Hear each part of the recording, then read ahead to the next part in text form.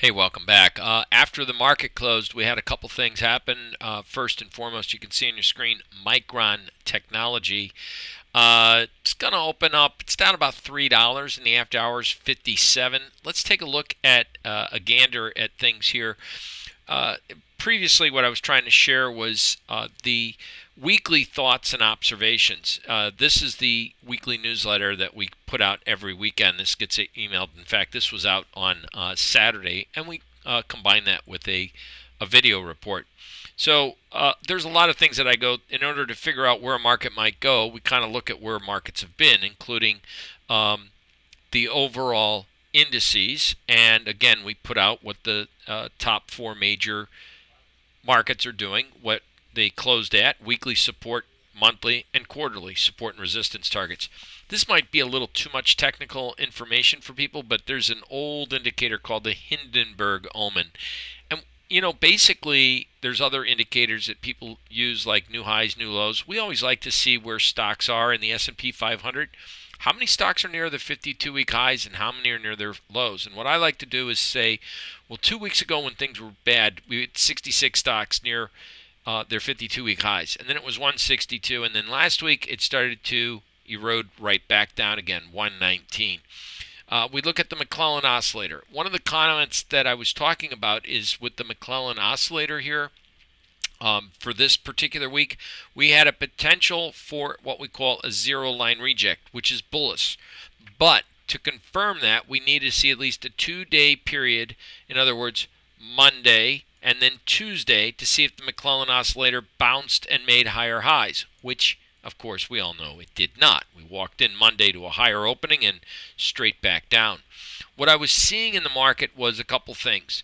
Advanced decline analysis, which you can probably read through, but also the commitment of traders' data. And I was looking at this as my insights. My take was that we were going to see limited upside potential as it appears funds were selling rallies to lighten up on their longs. Small specs were still holding a net long position. Ouch. So anyway, moving on down the line, we had a couple things that we wanted to focus in on, and I think this is the moral of the story.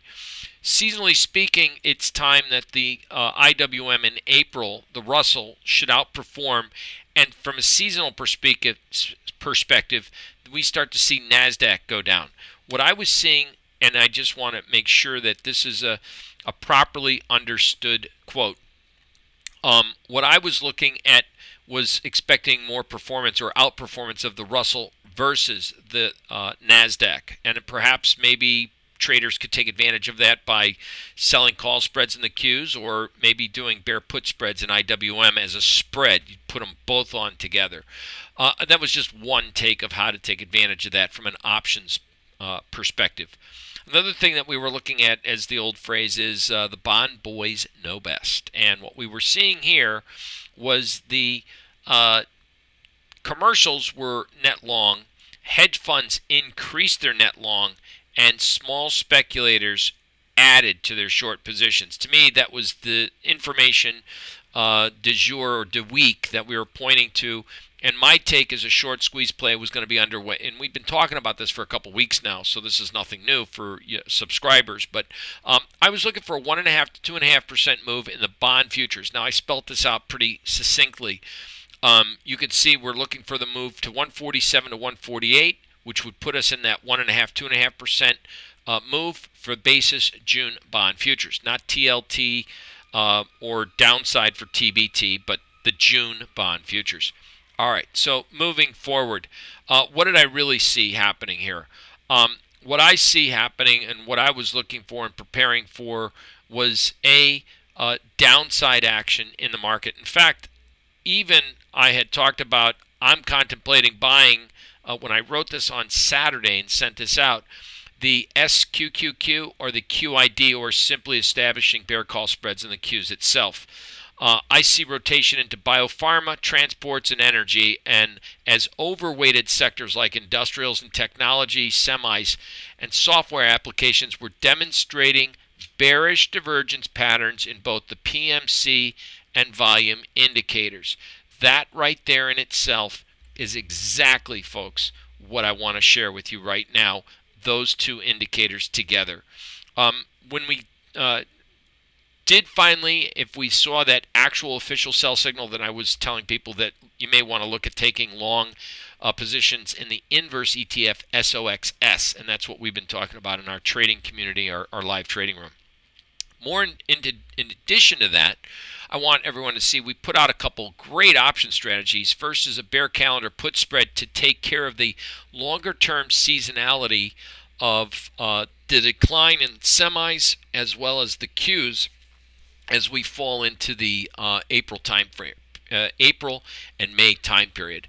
The other strategy was filled on Wednesday, and this was just a simple vertical put spread using the April.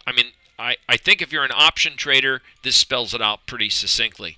April 20th expiration. So you get this advisory service, you get it sent to you email on Saturdays. There's a video to go with it, and then you just simply place your orders. Real simple.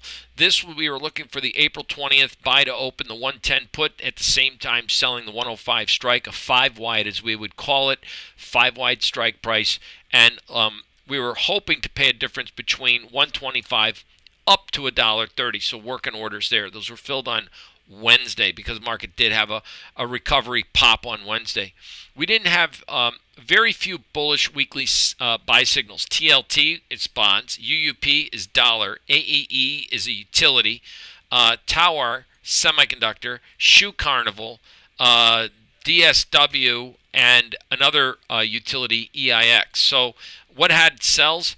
U.S. Steel, Wells Fargo, Nucor, but basically it says it right here. Numerous steel stocks in the sector ETF. So let's get into looking at some of that stuff. All right, first and foremost, where did I get off with the sell signal? If you look at the sell signal finally in semis, SMH, there's your sell signal in SMH. It finally materialized on Monday. And then if you can take a look at SOXS, the ensuing buy signal takes place. So again, a very nice signal, and what eluded or alerted this, more importantly, is I get the volume indicator up in line here. You'll notice a couple little things here. We had the person market catcher. Now again, this indicator right here is now available under the trilogy, or the 3 big indicators in Thinkorswim's platform under John Person. PMC, which is this relative strength indicator, A. B, Person's pivots. C, the PPS arrows are available on Thinkorswim. This is the TradeStation package, which has a bunch more bells and whistles. In the meantime, we did get an uptick in the volume, and that's what we wanted to kind of focus in on with SOXS, the inverse ETF. So that was where we were looking at, and if I go through, and if you look at this radar screen here, a lot of stuff's blinking, a lot of things are going on. We have brand new sell signals. In fact, this radar screen, what we created, alerts us to fresh new buy or sell signals. And so we have a lot of different, what we've created is a page of sector ETFs, so we can look at what the main sectors are doing. And as you can see, we have materials. The iShares basic materials sector is going to generate, it's flashing right now as of the close Thursday, it's flashing a sell signal. Now, here's what between industrials and materials, overweight or overvalued, or stocks that had rallied, what I wanted to point out to you. If you look at this high that the market made relative to its old highs, you can see that the person market catcher was starting to show lower highs. That's called divergence. And you can see this volume indicator is showing lower peak highs. So that is helping to demonstrate bearish divergence. When we take a look at XLI, the industrial sector, and a lot of industrial stocks, you can clearly start to see that overhanging weight, which is something that we've been avoiding. You go to a stock like a Caterpillar, which we're going to throw up 3 different indicators here. We're going to put up the person's market catcher. We've got on balance volume indicator, on balance volume, person's market catcher, and my volume indicator with the PPS. This thing starts to generate a sell signal, and you can clearly see the volume histogram turned red. the relative strength started to decrease, and this is, folks, on a weekly basis. So that sell signal came at the expense of saying, hey gang, this rally is overbought, number one, and the conditions, the relative strength of Caterpillar to the overall market is declining, and the volume trend is diminishing. It has quite a different characteristic look than on balance volume. In fact, let's take a look at some other really incredible looking pictures of this bearish divergence on a shorter term. I'm going to go to look at first one you guys would probably want to see is, besides the, as I shared with you, Micron Technologies, let's take a look at some other names such as Facebook, which has obviously been in the news. Facebook has given some really strange readings, and on the daily basis, it's not really gone anywhere. Longer term, on a weekly basis, it has been already warning of bearish divergence and the relative strength.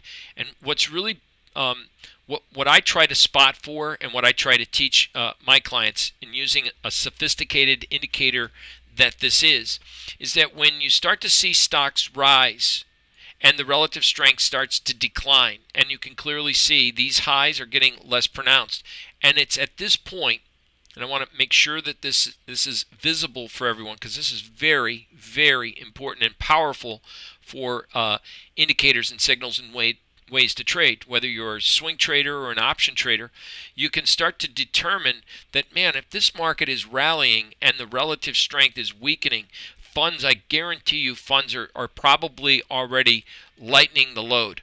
And the volume indicator is already starting to show divergences. So well before Facebook's bad news came out, people were probably already liquidating that. As you can see, the chart got a little bit choppy up in there. There's some other really powerful signals as well using the PMC, which I've illustrated. Let's look at a couple more. All right. I just teed this up for us. This is FedEx weekly chart. First and foremost, as you can see, we start to see an upside. Again, weekly chart, we're going to compare apples to an apple. Market makes a new high. How does that volume look to you? Pretty divergence. The number 2 point to the number 1 point. Relative to the number 1 point in price to the number 2 point, we did make a price level of a newer high.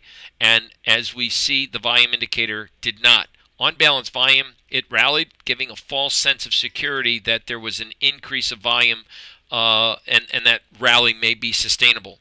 The person's pivot study, PPS, that buy and sell indicator, right there generated its first weekly sell signal with a decline, diminishing relative strength in the market.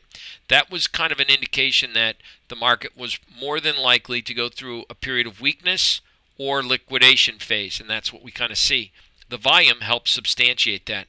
Now that's a weekly chart. Let's look at a daily chart on FedEx real quick. Now they had earnings this week, but right before earnings even came out, look at the, I mean, this does not give me the, I mean, this was obviously the February sell-off. It came back, and then as it was rallying right before earnings, you know, it's not really giving me a strong indication one way or another. There's no volume in this market right here. That's what that volume indicator is. All of this rally, all of that comeback, and there's no volume. So FedEx was one of the market, and we have, I've gotten an email of a couple people that wanted me to look at Adobe for them, and Adobe, same thing. Volume, it's really easy. Just need a little bit of lesson about this. Consider this kind of like an oscillator, a volume, but it's in a volume in terms, VM stands for volume, in terms of percent change. So like a leg up here compared to a leg up there, there was probably stronger volume in percentage than there was over here. So it starts to lose its momentum. It's advanced, and that's what this indicator is kind of about. So you take a look at an Adobe software application, and you go, well, how does it look longer term? And longer term, as the higher this thing, and here's the difference between on-balance volume and my indicator.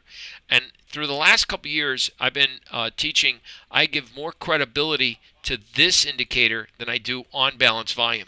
Now, I helped popularize on-balance volume years ago, back in 2009, and I think one of my books and also teachings with Thinkorswim. But one of the things I wanted to point out is I was noticing that the changes in volume, and that was the big thing, was kind of giving me false readings, and I was noting that the legs were, as we were moving up, on balance volume wasn't adjusting, and that's maybe for another time. But the moral of the story is you can start to see the higher something is going and the relative strength starting to weaken and there's no volume behind it, it's susceptible for a downside move.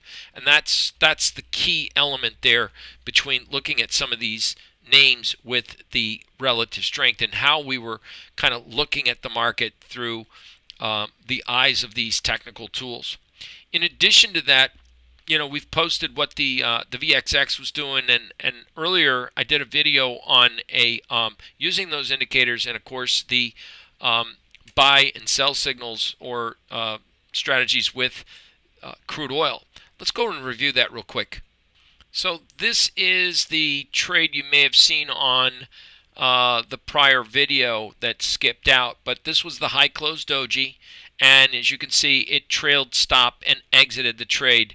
And basically, this is a momentum histogram. This is the volume indicator, the person's volume indicator. This is the fast stochastics. This is on balance volume, and this is slow stochastics. I mean, all indicators in this example gave at least an insight to the market had maybe potential bullish momentum. But it was really the person algo optimizer that had a trailing stop function that was able to get out. Now, it didn't take a trade here because it's after the time period. We have this thing set up that it only trades during certain times of the day. So that's the way that particular system works. Let's look at a couple other systems today. So we haven't really talked much about the mini Dow because there's just been so many things to talk about, especially this VIX product, which is dynamic. But the 5-minute mini Dow did its job. It got short, a little market rallied. It got short. It tried to go long, didn't do too well. It went short, didn't do too much. It did go long, got out right before the president's address, and then it went short. Caught nice wave. Then it went short again, caught a nice little wave. And here's the problem. It too has a cutoff time, and after it hits its max, it stops trading, and that's what it did. So again, it caught some really nice legs of the market. It's doing what it's designed to do under the parameters in which we've programmed. All right, so lastly, what's the condition of the market moving forward? And I'm not talking about any market. I'm talking about the S&Ps. If you notice, the Dow Jones Industrial Average came right into the average of the February 5th, not the absolute low, but the average of the lows of that painful week, right? The advanced decline on the Dow 30 stocks is weakened, but not as bad. I'll bring this into pictures, so focus so you could see it a little bit better. But not as bad as it was. I mean, the breadth of the market, that was a really strong PPS sell signal. The market went down, and then we've been chopping around. So now where do we go from here? We had a strong chance that had we broken above the high and given that 2-day period with the McClellan oscillator, we could have gone back up to test the high. As it is, we didn't. We broke down. And what's happened? A lot of the technology sector started to lead the way.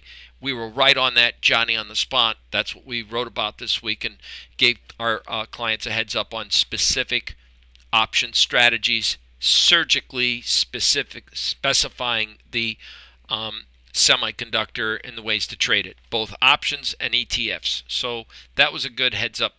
The Dow is leading the way to the downside. The Nasdaq, the breadth of the market, you know, to be quite frank, I think it has the opportunity to pull back into the same type of format rather than the absolute low.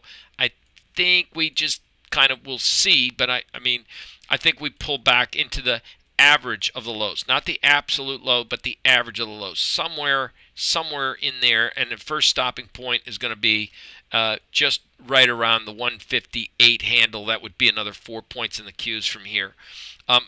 It's going to be dependent on a couple of the conditions of the market.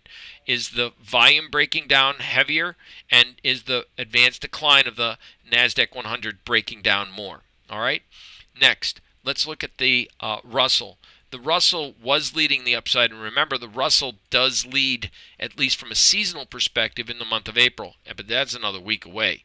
So next week's Holy Week, you got Easter, and then after that, you start preparing for April 15 tax time. And again, what happens next week? It's not just the end of the month, it's the end of the quarter. So even though options are out of the way, it's end of quarter, quadruple, the quarterly window portfolio adjustments before people's 401k plan, those statements go out to people. Can you imagine if we get back the market, if it's back or underneath where the year began, and people get their statement and shows that they're underwater with all this hype about how strong the stock market is?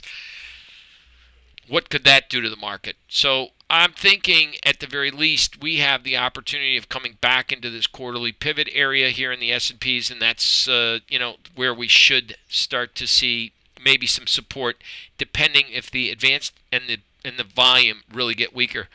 To be honest with you, today's action in the market was not as weak with its advanced decline and volume as one would anticipate with such a strong downside. So Friday's action will be kind of important.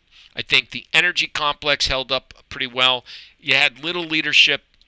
If we go back and take a look here, what was positive today? Hard to find anything really positive. Everything net change was down, but let's just collate those columns right there, and you can see utilities and bonds, and maybe that was it. Out of everything else, you had the inverse ETFs, you had the volatility index was all green, obviously. Ironically, Restoration Hardware was up 40 whole cents. Going down the list, you could see all of even the energy had a pullback today. First Solar was up 11 whole cents. You had one stock here, Tidewater, was up $1.53. And here's a great example of a stock that's it's a relatively newer company, Tidewater. As you can see, the person's volume started to show rising highs and rising lows, and the relative strength started to improve before actually firing off that buy signal. Do you see? This is where I think is a great idea to learn more about the person market catcher and this volume indicator, because when you get a buy signal, and if it has strong momentum of volume and strong relative strength, good things can happen for traders, and that's what we want to focus in on. Lastly, as we go down and scroll through the hemisphere of stocks, you look at the insurers, you look at broker dealers, everything's red.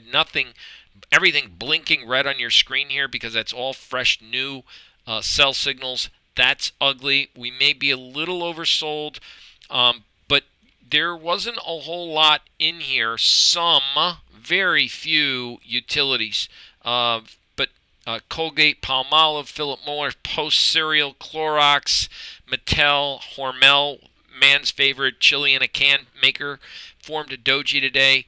That is a stock that I think some of us may want to watch over the next couple days, because the relative strength is improving. It obviously outperformed the market, and if you get a close greater than the high, you get a high close doji, and you get a launch, more than likely we'll get it right back up to the top end of the channel. So I kind of like stocks like that have that relative strength improvement. But it is, again, Hormel. It's not a sexy trade like Nike with its earnings, which did fairly well. And if we scroll on down, let's take a look at earnings. You can see that Micron Technologies didn't do too well. We're down 387. I said we were down 3 when we first started, so we'll see how that opens up in the morning. But what's really kind of neat is if we go and look at this relative strength index, we could say, gee, Micron is outperforming the market. It's got a bright blue relative strength, and it's true. It does. There's the weekly performance. The relative strength is outperforming the market. But what I don't like, and what I try to illustrate to clients, is simply this. When a stock breaks out and makes a new high, when the relative strength makes a lower high, and then the volume action has the same type of landscape, that forms that divergence pattern I'm talking about. Anyway, there's a wrap up about what the markets look like right now and where we may go heading forward. And I hope you enjoyed this little tutorial about what the markets look like, what the person's indicators are doing, and a little follow-up from the last video. Thanks, everybody.